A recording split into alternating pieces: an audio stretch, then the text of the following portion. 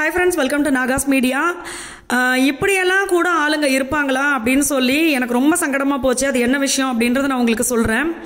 அதுக்கு முன்னாடி நம்மளோட நாகா சோலி நேச்சுரல்ல சூப்பரான ப்ராடக்ட்ஸ் எல்லாமே இருக்குது. அதாவது ஹேர் கேர், ஸ்கின் கேர், அப்புறம் ஹெல்தி ஃபுட்ஸ். இப்போ நம்மளுக்கு வெயிட் லாஸ் பண்ணணும் அப்படின்னாலும் சிறுதானியங்கள் வச்சே நம்ம வந்து சூப்பராக வெயிட் லாஸ் பண்ண முடியும். அந்த மாதிரி ஒரு சூப்பரான காம்போ நம்ம கொடுத்துட்டு இருக்கோம். ஒரே காம்போல பார்த்தீங்கன்னா 3 வேளைக்கு தேவையான ஃபுட்டு உங்களுக்கு வந்துடும். 22 to 24 நாள் வரைக்கும் நீங்கள் யூஸ் பண்ணலாம். ஒரு காம்போ வாங்கியாச்சு அப்படின்னாவே இது மாதிரி உங்களுக்கு calcium and iron powder, immunity booster, அதாவது இடுப்பு வலி, முதுகு வலி இருக்கு, இல்லை அடிக்கடி சளி பிடிக்குது, தலைவலி வருது, தும்மல் வருது, இந்த மாதிரி எல்லா பிரச்சனைகளுக்கும் நம்ம கிட்ட வந்து சிறுதானியங்கள் வச்சு நம்ம சூப்பரா ப்ராடக்ட் பண்ணிட்டு இருக்கோம். நம்மளோட எல்லா ப்ராடக்ட்டுக்குமே பாத்தீங்கன்னா 100% சொல்லுவேன், 200% சொல்லலாம். எல்லாமே பாத்தீங்கன்னா ஆர்கானிக்கா பண்றது. நம்ம இதுல வந்து கெட்டு போகாம இருக்கிறதுக்கு ப்ரிசர்வேட்டிவோ இல்ல டேஸ்ட்டுக்கு, வாசனைக்கு ஏதாவது நம்ம ஆட் பண்றது இந்த மாதிரி எதுவுமே பண்ணாம பியூரா நம்ம வந்து நேச்சுரலா கொடுத்துட்டு இருக்கோம். ஆர்கானிக்கா இருக்கு. ஸோ உங்களுக்கு வேணும் அப்படின்னா டீட்டெயில் எல்லாமே நான் உங்களுக்கு கமெண்ட்ல பின் பண்ணியிருப்பேன். என்னென்ன ப்ராடக்ட் இருக்கு, வாட்ஸ்அப் நம்பர் எல்லாமே நீங்க அதை வச்சு கால் பண்ணியோ இல்லை வாட்ஸ்அப் பண்ணியோ டீட்டெயில் தெரிஞ்சுக்கலாம். தமிழ்நாடு, பாண்டிச்சேரிக்குள்ள உங்களுக்கு ஃப்ரீ ஷிப்பிங்ல வரும். கொரியர் சார்ஜ் கிடையாது. வெளிநாடுகளுக்கு நம்ம அனுப்பிச்சிட்டு இருக்கோம். ஸோ நீங்க எங்க இருந்தாலுமே ஆர்டர் கொடுக்கலாம். இது மிஸ் பண்ணாம யூஸ் பண்ணிக்கோங்க. எல்லாமே சூப்பரான ரிசல்ட் இருக்கு. என்ன விஷயம் அப்படின்னு பாத்தீங்கன்னா, லவ் பண்ணி கல்யாணம் பண்றோம் அப்படின்னாவே தயவு செஞ்சு பார்த்து பண்ணுங்க. லவ் பண்றீங்க அப்படின்னாவே ஃபர்ஸ்ட் நல்ல மனுஷனா செலக்ட் பண்ணணும். பொண்ணா இருந்தாலும் சரி, பையனா இருந்தாலும் சரி. அந்த விஷயம் நான் எப்பவுமே சொல்லுவேன். பொண்ணு பையனை செலக்ட் பண்ணாலும், பையன் பொண்ணை செலக்ட் பண்ணாலும் பார்த்து செலக்ட் பண்ணுங்க. அது வந்து கல்யாணம் வரைக்கும் கொண்டு போகணும். அந்த கல்யாணத்தை அப்பையும் பாத்தீங்கன்னா சில பேருக்கு வந்து இடைஞ்சல் வருது. அதையும் வந்து கொஞ்சம் நீங்க பார்த்து பண்ணுங்க. என்ன விஷயம் அப்படின்னா, நல்லா வேலைக்கு போயிட்டு இருந்த சிஸ்டர், நல்லா வந்து செட்டில் ஆகி படிச்சு முடிச்சுட்டு நல்லா வேலைக்கு போயிட்டு இருந்தவங்க வந்து கரெக்டா கல்யாணம் ஆக போகுது, இப்பதான் நம்மளுக்கு கல்யாணம் ஆக போகுது இல்லை, இதுக்கு மேல நீ எதுக்கு வேலைக்கு போய்கிட்டு, வேலைக்கெல்லாம் நீ போக வேண்டியது இல்லை, இதுக்கு மேல நான் பாத்துக்கிறேன். நான் வந்து அதான் நிறைய பேர் சொல்லுவாங்களே, இப்போ லேடிஸை வந்து கவுக்கணும் அப்படின்னாவே அவங்க கொஞ்சம் மன உளைச்சல் இருக்கும்போது 4 நல்ல வார்த்தை போட்டாலே போதும். நிறைய பேர் பாத்தீங்கன்னா அப்ப நம்மளுக்காக வருத்தப்படுறதுக்கு ஒருத்தர் இருக்காரு அப்படின்னு தோண ஆரம்பிச்சிடும். அதே மாதிரி இது வரைக்கும் நீ கஷ்டப்பட்டதெல்லாம் போதும், இனிமே நான் பாத்துக்க போறேன், எதுக்கு நீ கஷ்டப்பட்டு வேலைக்கு போயிட்டு இருக்க, அதனால நீ இதோட வேலையை நிப்பாட்டிக்கோ, இதுக்கு மேல நான் பாத்துக்கிறேன் அப்படின்னு சொல்லி வேலையும் பாத்தீங்கன்னா நல்லா கிடைச்சி நல்லா சம்பளத்துல இருந்த வேலையை வேண்டான்னு விட்டுவிட்டு சரி கல்யாணம் பண்ணுவோம் அப்படின்னு எல்லாம் போகும்போது பாத்தீங்கன்னா கடைசியில வந்து இல்ல நான் இப்போதைக்கு கல்யாணம் பண்ண முடியாது. காரணம் வந்து உருப்படியான ஒரு காரணம் சொல்லணும். அப்ப நீ பலவிதமான காரணம் சொல்றாங்க ஒருத்தவங்க அப்படின்னா அது வந்து என்ன பொறுத்த வரைக்கும் வந்து அது ஏமாத்துறதுக்கான ஒரு விஷயம் தான். எல்லாத்தையும் வந்து இவருக்காகவே எல்லாத்தையும் அந்த பொண்ணு வந்து படிப்பு முடிச்சு அது நல்ல வேலை பார்த்து அந்த வேலை கிடைச்சுமே அதை வந்து நம்மளுக்காக வேண்டான்னு விட்டு இந்த மாதிரிலாம் நம்ம சொன்னதை கேட்டு அந்த பிள்ளை இருக்கு அப்படின்னா அந்த பொண்ணை எப்படி பார்த்துக்கணும். ஆனா ஃபைனலா பாத்தீங்கன்னா இல்ல அந்த காரணம் இந்த காரணம், எங்க வீட்டுல அம்மா அது சொல்றாங்க, ரிலேஷன் இது சொல்றாங்க, அது இதுன்னு சொல்லி அந்த பொண்ணை வேண்டானே விட்டாச்சு. எனக்கு கல்யாணமே இப்போதைக்கு நான் பண்ண மாட்டேன், முக்கியமா நீ வேண்டாம், எங்க வீட்டுல ஒத்துக்கல அப்படின்னு சொல்லி.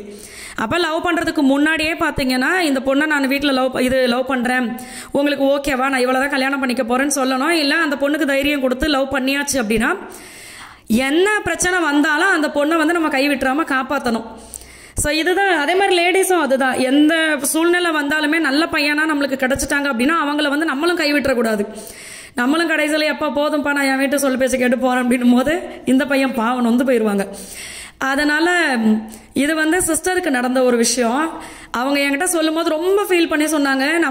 படிக்க வச்சு அவ்வளோ கஷ்டப்பட்டு வீட்டில் படிக்க வச்சு வேலை பார்த்து இவரை தான் கல்யாணம் பண்ண போறோம்னு முடிவு, ஏன்னா ரொம்ப வருஷமா லவ் பண்றோம், இவரை தான் நம்ம கல்யாணம் பண்ண போறோம் அப்படின்ற ஒரு சூழ்நிலையில அவர் சொன்னதுனால இதை விட்டா இப்ப வந்து நான் கல்யாணமே பண்ண முடியாது. ஆனா காரணம் வந்து ஏகப்பட்ட காரணங்கள். நான் அதான் ஒரே விஷயம் சொல்லிட்டேன். அதாவது கல்யாணம் பண்ணதுக்கு அப்புறம் சின்ன சின்ன சண்டைகள் வருது, ஆனா இருந்தாலும் உள்ளுக்குள்ள அன்பு இருக்கு அப்படின்றவங்க வந்து நம்ம பக்கம் மாறி வருவாங்க. ஆனா கல்யாணம் பண்றதுக்கு முன்னாடியே எந்த காரணம் அது இதுன்னு சொல்லி நீ எனக்கு வேண்டவே வேண்டாம் அப்படின்னு ஒதுக்குறாங்க அப்படின்னா இவங்களை நீங்க வந்து வம்பு பண்ணி செஞ்சு கல்யாணம் பண்ணி எப்படி சிஸ்டர் நீங்க அவர் கூட குடும்பம் நடத்த முடியும்? அதனால இதோட வந்து அவர்கிட்ட பேசுறது, திருப்பி திருப்பி அவர்கிட்ட கெஞ்சுறது, இந்த மாதிரி விஷயங்கள் எல்லாத்தையுமே நீங்க விட்டுருங்க சிஸ்டர் அப்படின்னு சொல்லி தான் நான் அவங்களுக்கு சொன்னது. ஏன்னா பாத்தீங்கன்னா இப்ப சிஸ்டர் வந்து இந்த விஷயம் சொல்லியிருக்காங்க. இப்ப இந்த மாதிரி நிறைய ஃப்ரெண்ட்ஸ் இருக்காங்க. எனக்கு தெரிஞ்சு 2-3 விஷயம் இருக்குது. ஒரு சிலர் பாத்தீங்கன்னா கல்யாணம் பண்ணதுக்கு அப்புறமா வந்து விட்டுட்டு போன விஷயம்லாம் இருக்குது.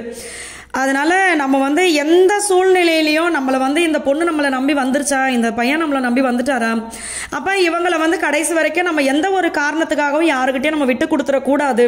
கடைசி வரைக்கும் அது பண பிரச்சனையோ எந்த பிரச்சனை வந்தாலுமே அந்த கையை பிடிச்சி 2 பேரும் ஒன்னா இருந்து இந்த வாழ்க்கையை வந்து அப்படியே கடந்து நல்லபடியா வாழ்ந்துடணும் அப்படின்றது வந்து கண்டிப்பா 2 சைடுமே யோசிக்கணும்.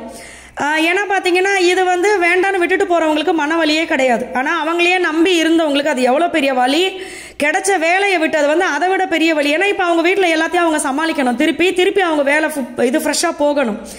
இந்த மாதிரி நிறைய விஷயங்கள் இருக்குது. கடைசி வரைக்கும் உன் கூட இருப்பேன்னு சொல்லி தான் எல்லாருமே லவ் பண்ணுறாங்க. ஆனால் இடையில யார் புத்தி எப்படி மாறுதுன்னே தெரிய மாட்டேங்குது. அதே மாதிரி நம்மளுக்கு கால் பண்ணுற ஒரு சில ஃப்ரெண்ட்ஸ் பார்த்தீங்கன்னா நிறைய விஷயங்கள் ஷேர் பண்ணுவாங்க. நான் அத்தனையும் வந்து வீடியோவில் சொல்கிறது கிடையாது. பட் ஒரு சில விஷயங்கள் வந்து இதை நம்ம சொல்லணும். அப்போ தான் இனிமேல் லவ் பண்ணுறவங்களாவது கொஞ்சம் பார்த்து இருந்துப்பாங்க, இல்லை கைவிடக்கூடாதுன்னு நினைப்பாங்க அப்படின்னு தோணும். அதனால தான் நான் இதை சொல்கிறேன். லவ் பண்ணுறவங்கள பார்த்தீங்கன்னா எப்படி செலக்ட் பண்ணுறதுலாம் ஒரு சில ஃப்ரெண்ட்ஸ் கேட்குறாங்க. அதெல்லாம் வந்து நம்ம கையிலே கிடையாதுன்னு நான் நினைக்கிறேன். ஏன்னா எனக்கு தெரிஞ்ச ஒரு சிலரே பார்த்தீங்கன்னா லவ் பண்ணும்போது நல்லா தான் லவ் பண்ணுறாங்க. ஆனால் கல்யாணம் பண்ணதுக்கு அப்புறமா போட்டு படு டார்ச்சர் பண்ணுறாங்க. சில இடத்துல ஆம்பளைங்க மாட்டின்னு முழிக்கிறாங்க. பொம்பளை பிள்ளைங்க வந்து லவ் பண்ணும்போது பவ்யமாக இருந்துட்டு அதுக்கப்புறமா செம டார்ச்சர் பண்ணுறாங்க. ஸோ ரெண்டு சைடும் இப்படி இருக்குது. ரெண்டு பேருமே வந்து ஒரே மனசா உன்னே நானும் என்னைய நீ கஷ்டப்படுத்தக்கூடாது, உன் குடும்பத்தை நானும் என் குடும்பத்தை நீயும் கஷ்டப்படுத்தக்கூடாது, நம்ம பாட்டுக்க சம்பாதிச்சு நல்லபடியாக இருக்கணும். இதில் பார்த்தீங்கன்னா நிறைய பேருக்கு இடையில வர்றதே பணம் தான் பிரச்சனையாக வருது. என்னை பொறுத்த வரைக்கும் நான் என்ன சொல்லுவேன்னா, ஃபஸ்ட்டு நம்மளை கைவிடாமல் கடைசி வரைக்கும் வச்சு காப்பாற்றுறாங்களா, நீ போய் அதை பண்ணிட்டு வா இதை பண்ணிட்டு வான்னு நம்மளை அடித்து துன்புறுத்தாமல் இருக்காங்களா, நீ எனக்கு போதும்னு சொல்கிறாங்களா, இந்த மாதிரி ஆம்பளை கிடைச்சாவே போதும். அதே மாதிரி தான் ஜென்ஸுக்கு இந்த மாதிரி ஒய்ஃப் கிடைச்சாவே போதும். இந்த பணத்தை வச்சு ஒரு பிரச்சனை வர்றது தான் பெரிய பூகம்பமாக நிறைய பேர் வீட்டில் வெடிக்கிறதே. அப்போ உனக்கு பணம் தான் முக்கியமா, நான் முக்கியம் கிடையாதா அப்படின்னு சொல்லி. அதனால் அதிகமாக பணம் தேவை தான், நம்மளுக்கு பணம் தேவை தான் வாழ்க்கைக்கு. ஆனால் பணம் மட்டுமே வாழ்க்கை கிடையாது. பணத்தை மீறி நிறைய விஷயங்கள் இருக்குது.